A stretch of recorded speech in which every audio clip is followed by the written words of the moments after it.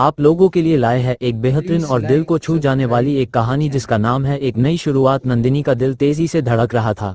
वह अपने माता पिता के साथ नए शहर में आई थी और नई स्कूल में उसका पहला दिन था।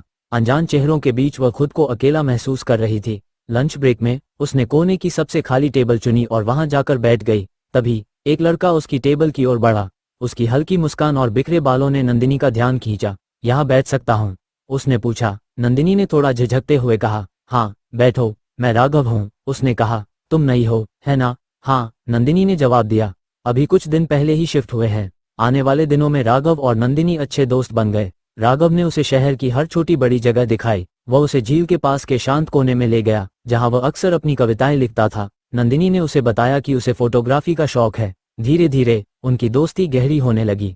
एक दिन राघव ने नंदिनी को एक सुनसान बगीचे में बुलाया। उसकी आवाज में थोड़ा सा डर और उत्साह था। जब नंदिनी वहां पहुंची तो उसने देखा कि राघव के हाथ में एक डायरी थी। ये तुम्हारे लिए है, उसने कहा, डायरी उसकी ओर बढ़ाते हुए। नंदिनी ने डायरी खोली और देखा कि उसमें राघव ने उसकी तस्वीरों के साथ कविताएं लिखी थीं। उसकी मुस्कान, उसकी बातें और वह हर छोटी बात जिसने राघव को प्रेरित किया। तुम मेरी सबसे खूबसूरत प्रेरणा हो, राघव ने कहा, और मुझे लगता है कि मैं तुमसे प्यार करने लगा हूँ। नंदिनी का चेहरा लाल हो गया। उसने धीरे से राघव का हाथ पकड़ा और मुस्कुराते हुए कहा, शायद मैं भी तुम्हें पसंद करने लगी हूँ। उस पल में झील के पास बहती ठंडी हवा और आसमान में चमकते सितारे उनके नए रिश्ते के गवाह बन गए। यह उनकी कहानी की सिर्फ शुरुआत थी।